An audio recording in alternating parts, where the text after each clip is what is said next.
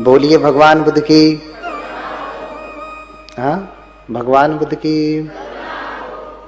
तो बुद्ध ने सब कुछ नष्ट कर दिया, सारे आश्रम नष्ट कर दिए, सारे क्लेशों को नष्ट कर दिया। क्यों?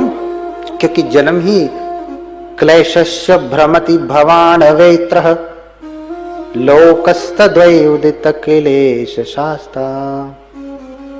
क्लेश के कारण ही व्यक्ति बार बार जन्म लेता है, उसी तृष्णा के कारण व्यक्ति बार बार जन्म लेता है। अगर उसे नष्ट कर दिया तो अपने आप सब कुछ नष्ट हो जाएगा।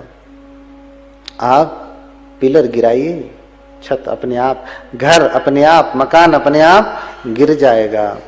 मकान गिराना मत शुरू करिए, नीचे से ही गिराइए। हाँ, जैसे टेंट लगा हो ना, उसका बम्बू खींच लीजिए, तंबू नीचे गिर जाएगा। हाँ, बम्बू खींचा कि तंबू नीचे पड़ा।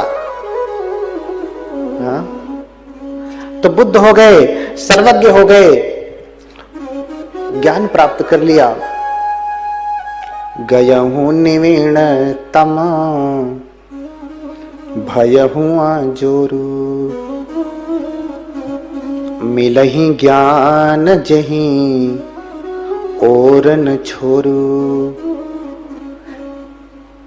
जब उनको ज्ञान प्राप्त हुआ, बुद्ध कहलाए ना, तो इतना ज्ञान प्राप्त हुआ कि कोई आदि अंत का पता नहीं, इतना ज्ञान है बुद्ध के पास। उसका प्रारंभ भी नहीं बता सकते, कितना ज्ञान, कहां से ज्ञान शुरू हुआ, ये भी नहीं बता सकते कि कहां तक कितना ज्ञान है बुद्ध के पास। इसलिए कहा मिलही ज्ञान जहीं और न छोरू। उसका कोई स्टार्टिंग और एंडिंग नहीं है, इतना ज्ञान उनको प्राप्त हो गया, अनंत ज्ञान प्राप्त हुआ। तो पुब्बे निवासानुसति और चित्तुपपादयान, उसके बाद तीसरा जो महत्वपूर्ण है उसे कहा आसवक है, आश्रयों को क्षय करने का, नष्ट करने का ज्ञान। यानी हम अपने विकारों को नष्ट कैसे करेंगे, तो बुद्ध ही जानते हैं कि तृष्णा को, हाँ, तृष्णा छानी पड़ी घर ऊपर कुबध का भांडा फूटा। हाँ, तो इस प्रकार से तृष्णा को नष्ट किया जा सकता है, बुद्ध ही जानते हैं। इसलिए आचार्य शंकराचार्य के गुरु गौंडपाद कौन है? आचार्य शंकराचार्य के गुरु कौन है? गौंडपाद। आचार्य गौंडपाद कहते हैं मांडुक्य कारिका में, निवृत्तस्या प्रवृत्तस्य निश्चला ही तदा स्थिति विषय ही सबुद्धानाम तत्साम्यम अजमद्वयम। देखो, बड़ी झगड़ा करने से अच्छा है कि आप समझो कि कहा क्या जा रहा है, किसको बड़ा कहा जा रहा है। अपने आप सब बातें खत्म हो जाएगी। लड़ो, भगवान बुद्ध सबसे अच्छे हैं, वो बुरे हैं क्या? ये क्या है? हाँ, आप समझिए कहा किसको गया।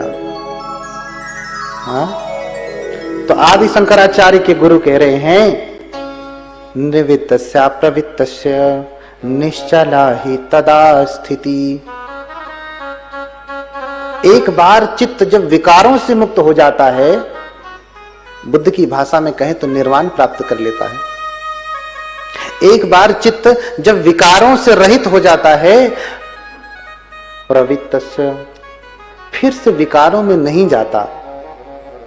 एक बार चित्त बुराइयों से हट जाने के बाद फिर दोबारा बुराइयों की तरफ नहीं जाता है। क्यों नहीं जाता है? विषय ही सबुद्धानाम।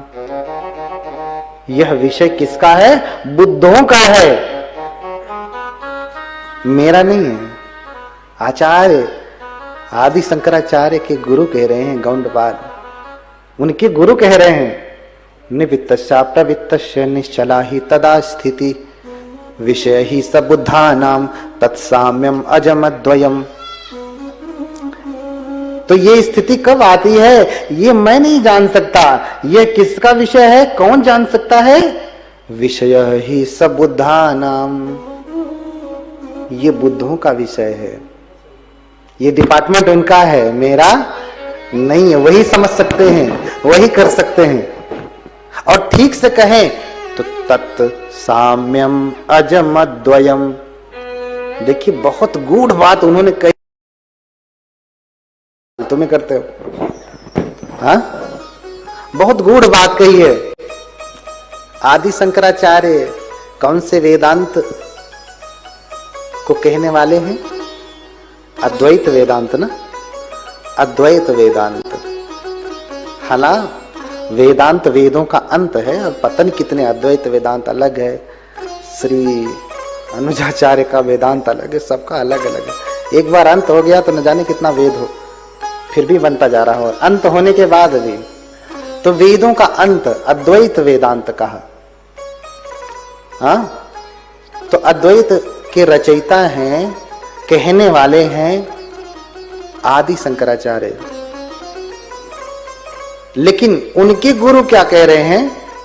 आदि शंकराचार्य जी के गुरु क्या कह रहे हैं कि चित्त विकारों से मुक्त होने के बाद एक बार दोबारा उसमें नहीं जाता। तो ये क्यों नहीं जाता? मैं जान नहीं सकता, मेरा विषय नहीं है, बुद्धों का विषय है। और अगर ठीक से कहें तो तत्साम्यम अजमद्वयम।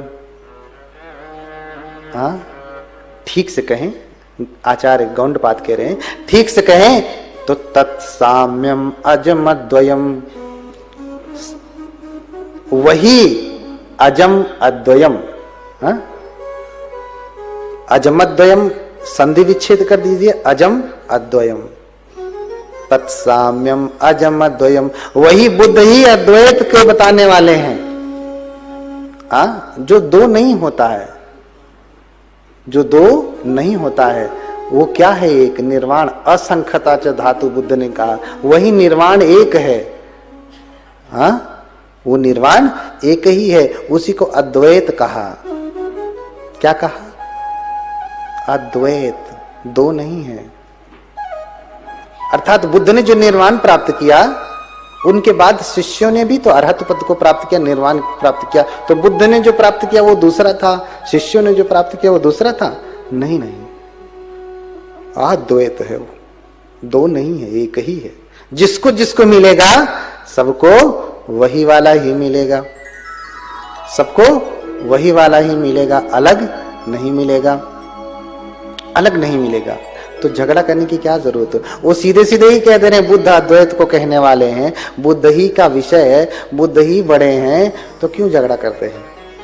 आप बुद्ध को प्रमोट करिए, बुद्ध की वाणी को प्रमोट करिए, अपने शब्दों में कहिए कि बुद्ध क्या क्या कहते हैं। बुद्ध क्या क्या कहते हैं। इसलिए आप ठीक से समझिए आचार्य के वचन को। संत कबीर, संत रैदास भी बाद में यही बात कहते हैं, संतों यह पद है निर्वाण। कौन सा पद है? यह निर्वाण का पद है, उसी को बुद्ध निर्वाण कहते हैं ना। निर्वाण शब्द ही पहली बार भगवान बुद्ध ने उपयोग किया है। संतों यह पद है निर्वाण, ये जो व्यक्ति प्राप्त करता है ना मुक्ति, उसी को निर्वाण कहते हैं। तो सभी लोग बुद्ध के ही वचनों को दोहरा रहे हैं। बुद्ध आसवक्खय को जानते हैं, इसलिए बुद्ध सर्वज्ञ कहलाए। सर्वज्ञ कहलाने के बाद जानते हैं ना, परीक्षा भी होती है। देवता, गंधर्व, नाग, ब्रह्मांड, यक्ष, गंधर्व, ये सारे लोग परीक्षण भी तो करते हैं। और मार कभी भी अपने क्षेत्र से किसी को बाहर नहीं जाने देता। मार यानी बुराई, स्कंध मार, मृत्यु मार, क्लेश मार, जिसे क्लेश कहते हैं हम। फिर अंतिम मार होता है देवपुत्र मार। मार कितने हैं? आज तक आप इतना ही जानते रहे होंगे, मार यानी बुरी बुरी बात, बुरे विकार मन के, बुराइयां मन की, यही मार है ना? नहीं, मार के 4 प्रकार हैं। स्कंध मार यानी स्कंधों के द्वारा जो मार आपको पकड़ा हुआ है, चारों तरफ से एकदम ऐसे करके पकड़ा हुआ है, आपको हिलने नहीं देता, इस चक्र से बाहर नहीं निकलने देता। हाँ, वो है स्कंध मार। ये चक्र कैसा है? ये 5 उपादान स्कंध जो हैं, रूप, वेदना, संज्ञा, संस्कार, विज्ञान। तो अकेले रूप को ही देख लीजिए। रूप यानी ये 4 तत्वों से बना हुआ शरीर, आकाश बाद में घेरता है, इसलिए बौद्ध लोग 4 ही मानते हैं। लेकिन 5वां आकाश अनंत आयतन जब हम ध्यान करते हैं 8 समापत्ति में, तो आकाश बाद में घेरता है। होते तत्व जो है 4, 5वें को देखा नहीं जा सकता, इसलिए 4 ही मानते हैं। तो ये 4 तत्वों से बना हुआ जो शरीर है, जिसमें 6 आयतन हैं, जिसे इंद्रिय कहते हैं, नाक, कान, आंख, जीभ, त्वचा और मन, है ना। अन्य लोग पंच इंद्रिय मानते हैं, मन को इंद्रिय में नहीं रखते हैं। बुद्ध से सलायतन कहते हैं, षड आयतन, हाँ, 6 सेंस बेस। सो इसलिए इनके अपने प्रपंच हैं। चक्षुना संफस्सजो रूपम, आंख से रूप देखा, इस प्रपंच में फंसा है। सुंदर गाड़ी देख लिया, अब गाड़ी में फंसा है, उसे गाड़ी चाहिए। पहले इससे तो निकलो, बुद्ध बहुत दूर है। सुंदर स्त्री देख लिया, उधर फंसा हुआ है, पहले इससे तो निकलो ना। तो ये मार का पूरा प्रपंच ऐसे 5 इंद्रियों का चारों तरफ से ऐसे पकड़े हुए है। इसलिए आपने एक काल चक्र का तिब्बती में थंका देखते होंगे, तो इस चक्र को ऐसे दांतों से दबा करके मार ने पकड़ा हुआ है। ऐसे थंका देखा है? नहीं देखा होगा आपने, देखेंगे। अब कह दिया तो ढूंढते रहिएगा, दिखाई देगा। क्योंकि जिस धरती पे हम लोग रहते हैं वहां सभी बौद्ध धर्म के संप्रदाय के लोग रहते हैं, और खासकर तिब्बती परंपरा में थंका बनाए जाते हैं। यानी उसका प्रोजेक्शन जो है चित्रकारी के द्वारा किया जाता है। तो मार ने पकड़ा है आपको इंद्रियों के माध्यम से, ये आपके चक्र को पकड़ा हुआ है, ऐसे दांत से दबा के, हाथ से पकड़ करके निकल नहीं सकते आप। एक से निकले तो दूसरा, उसमें आप फंस जाएंगे। इंद्रिय द्वार झरोखा नाना, तह तह सुर बैठे करिठाना।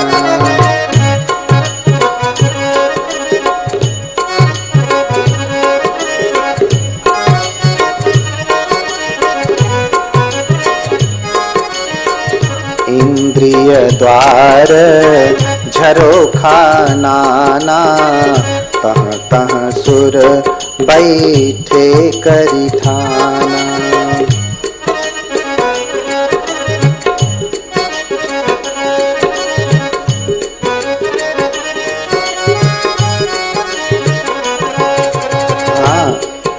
ये इंद्रियां हैं और इनके दरवाजे हैं, और कहते हैं यहाँ देवता बैठे हुए हैं। तो बैठ के क्या कर रहे हैं? आवत देखहीं विषय बयारी। क्या करते हैं? आवत देखहीं विषय बयारी, तुरत ही देहीं कपाट उघारी।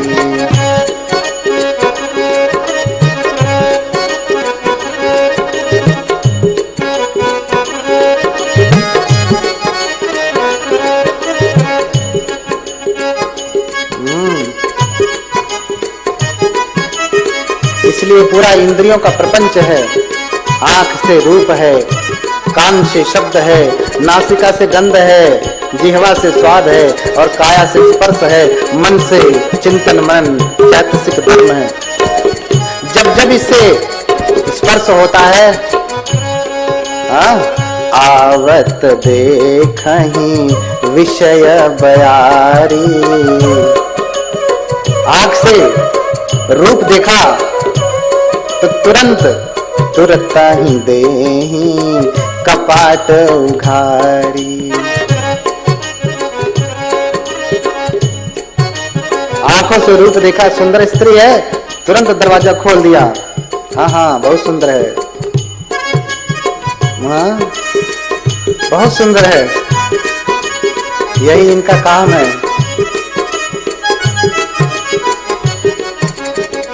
इंद्रिय द्वार झरोखा नाना, तह तह सुर बैठे करि खाना।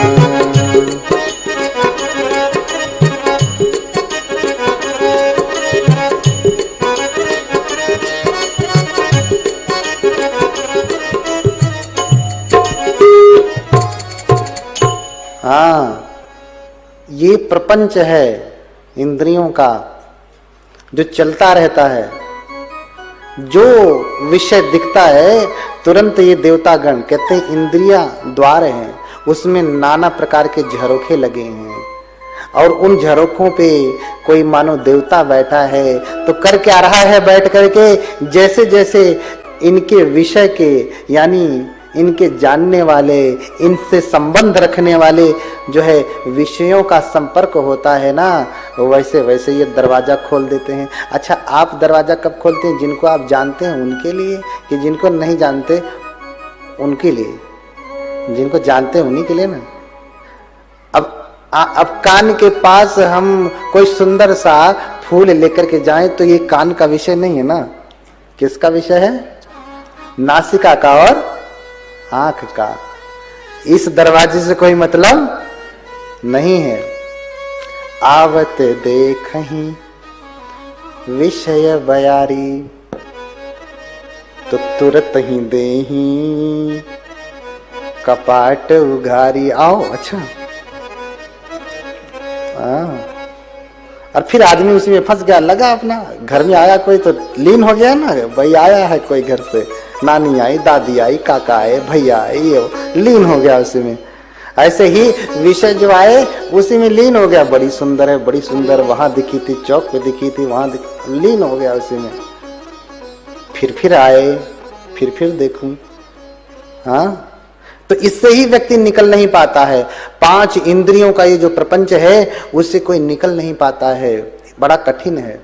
इसी को मारना है, और जब तक मारेंगे नहीं तो कल अजर अमर होए। अजर अमर नहीं होंगे। बुद्ध तो अजर अमर हो गए, 2600 वर्ष पहले बुद्ध थे, आज भी हैं और रहेंगे, मरेंगे नहीं।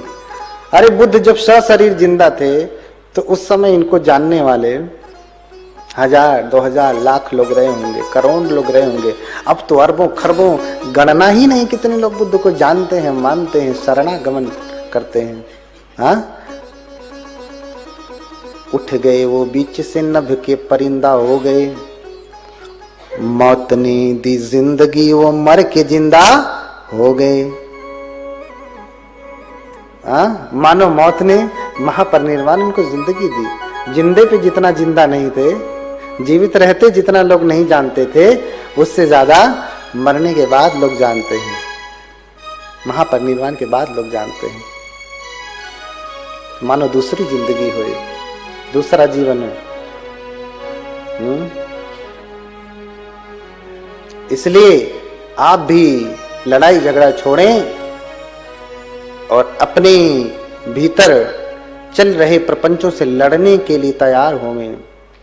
दूसरों से न लड़ें। शत्रु बाहर जात नहीं है, शत्रु भीतर ही है। शत्रु अपने ही हैं, अपने चाहे शरीर के हों, अपने चाहे आपके अपने कुल गोत्र के हों, दूसरे नहीं है। हर किसी के लिए यही बात लागू होती है। एक केकड़ा जब बाहर निकलना चाहता है ना, तो उसकी टांग मछली आके नहीं खींचती है, केकड़ा ही खींचता है। मछली को खींचते देखा? केकड़ा ही खींचता है, दूसरा नहीं खींचता। लड़ने की भाषा नई सीख और ये भिख मंगे की आवाज बदल। नई भाषा सीखी बोलने की, लड़ने की भाषा नई सीख, भिख मंगे की आवाज बदल। सिमटे पंखों को खोल गरुण, तू लड़ने का अंदाज बदल। समझ रहे ना? लड़ने की भाषा नई सीख, भिख मंगे की आवाज बदल, सिमटे पंखों को खोल गरुण, तू उड़ने का अंदाज बदल। लड़ाई झगड़ा छोड़िए, प्रेम फैलाइए, करुणा फैलाइए, मैत्री फैलाइए, ये सब फैलाइए अपने आप। अरे हमारे धर्म का, हमारे शील का, हमारे सदाचार का रंग इतना पक्का हो, जो हमसे सटे उसे हमारा रंग लग जाए, वाह वाह वाह करते हुए भागे ना। अरे यही बौद्ध वाले हैं बे, जब देखो तो दूसरों को गाली देते रहते हैं। यही बुद्ध को मानने वाले हैं। क्या बुद्ध ने गाली दिया किसी को कहीं कोई शब्द? हाँ, अक्कूस ब्राह्मण, इतना क्रोधित ब्राह्मण आकर के गाली दे रहा है, आंखें बंद कर रहा है, कुछ सुनी नहीं रहा ना, बस गाली दे रहा है। भगवान बुद्ध एक शब्द उसको गाली के नहीं कहे, अभी तो इतना ही कहते हैं, बस दे दिया जो देना था। कह क्या दे दिया? अरे जो इतनी देर से दे रहा था मुझे गाली, अब शब्द दे दिया कि और भी देना है। अरे जो तूने दिया वो मैं नहीं लेता, जा। बिना लड़े ही पराजित कर दिया। और आज आप बुद्ध पुत्र होकर के पता नहीं कौन सी लड़ाई लड़ रहे हैं। उड़ने की भाषा, लड़ने की भाषा नई सीख, भिख मंगे की आवाज बदल, सिमटे पंखों को खोल गरुण, तू उड़ने का अंदाज बदल। समझ रहे ना? बोलिए भगवान बुद्ध की। इतना ही धीरे बोलेंगे तो हम आगे कैसे बोलेंगे? बोलिए भगवान बुद्ध की। हाँ, अब लग रहा कि जीवन झाला।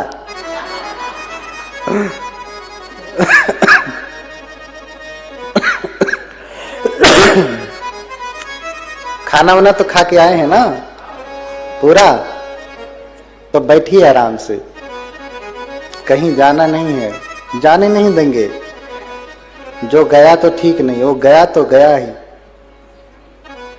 हाँ, तो बुद्ध सर्वज्ञ हो गए, बुद्ध कहलाए।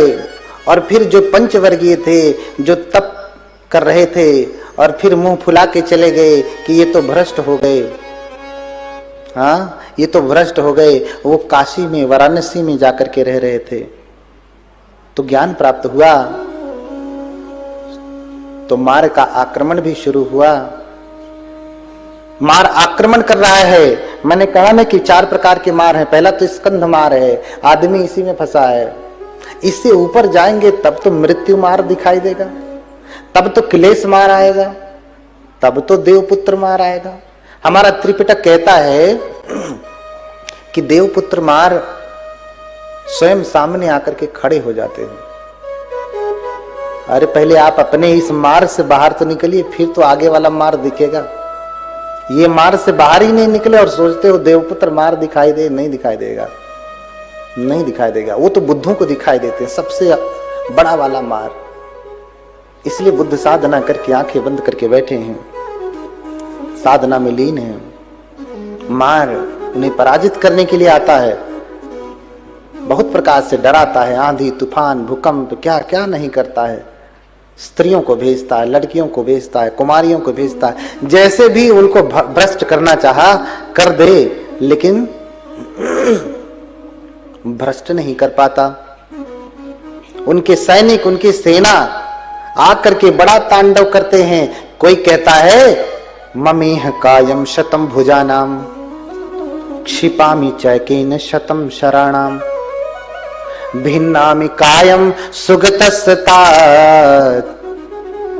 सुखी भवतम व्रजम विलंब। ये सब मार के पुत्र हैं, उनकी सेनाएं हैं।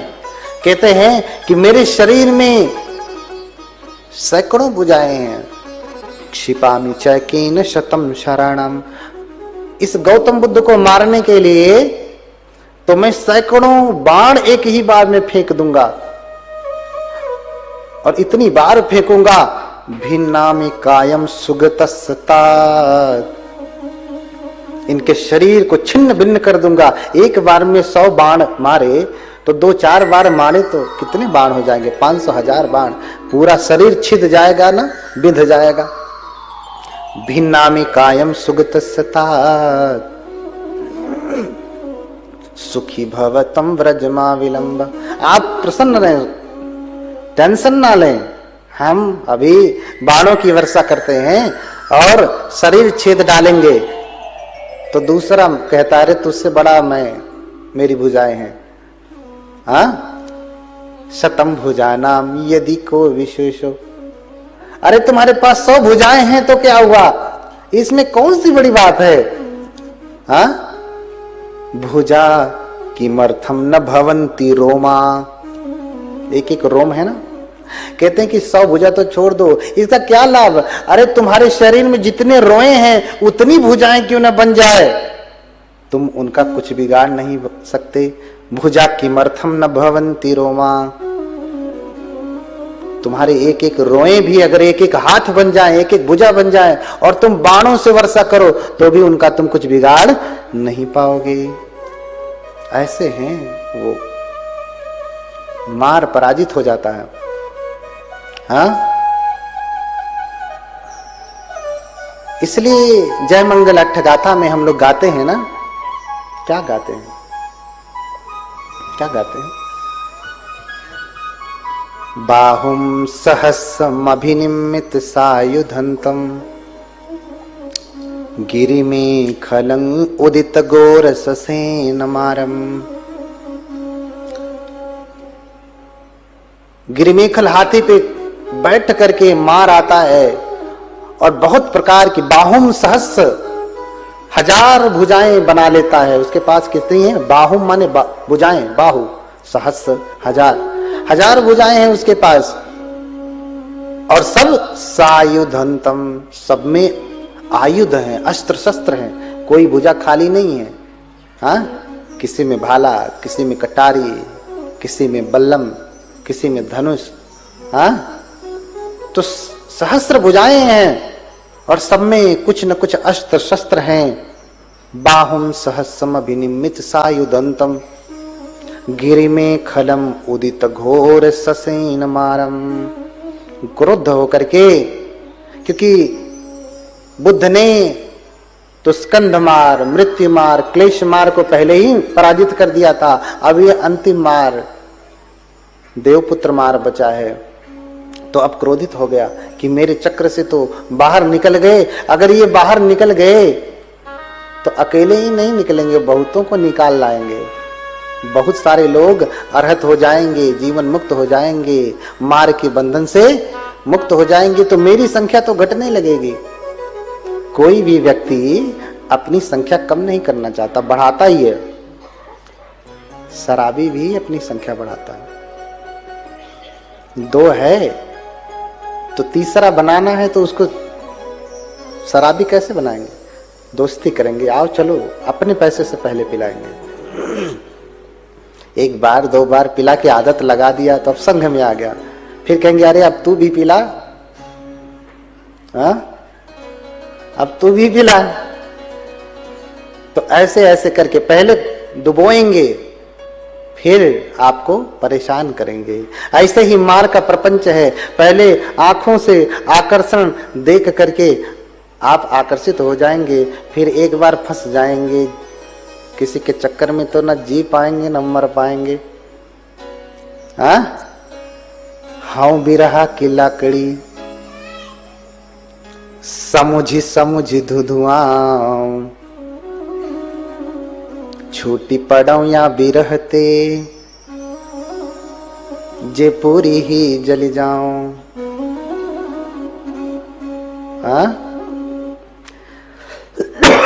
कहते हैं कबीरदास जी, जब लकड़ी आप जलाते हैं, गीली लकड़ी हो, उसे जलाएंगे तो जलती है कि धुआं छोड़ती है?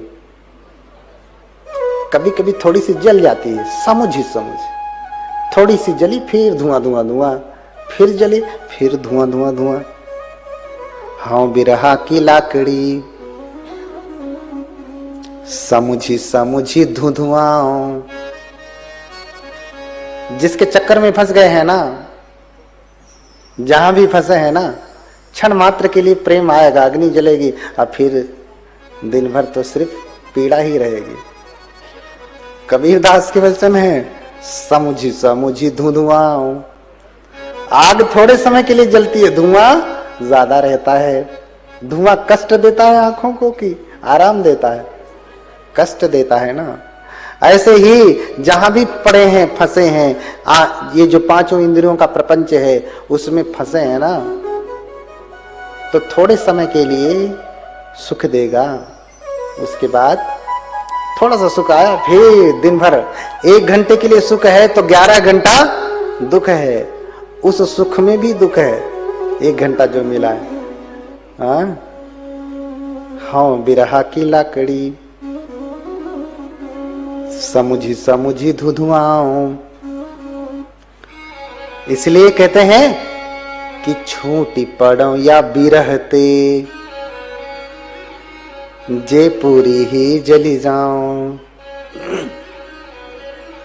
तो कैसे आप धुएं से छुटकारा कैसे पाएंगे?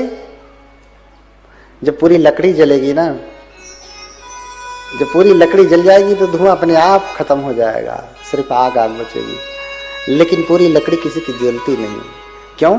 क्योंकि जैसे आप जला रहे हैं वैसी लकड़ी जलेगी ही नहीं। पहले लकड़ी सुखानी पड़ती है, पहले तृष्णा को सुखाना पड़ता है, फिर जलाना पड़ता है।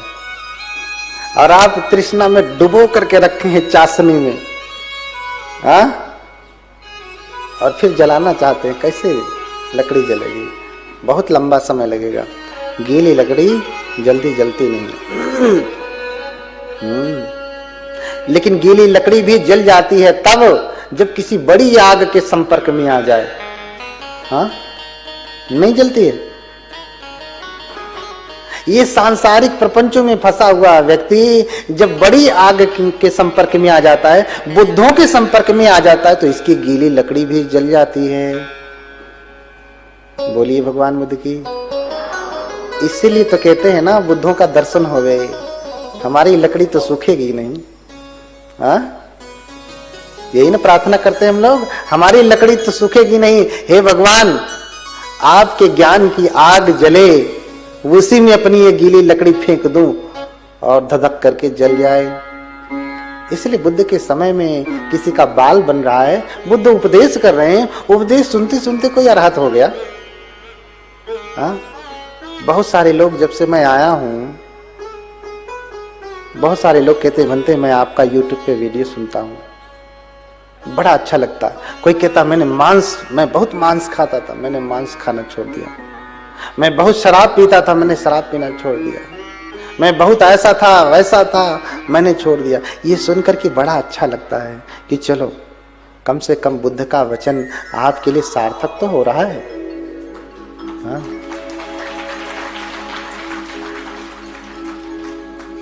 तो बुद्ध अगर आ जाए, हमारे में इतनी क्षमता नहीं कि आपकी लकड़ी को जला दें, बस इतना बताएंगे कि सुखाओ फिर जलाओ।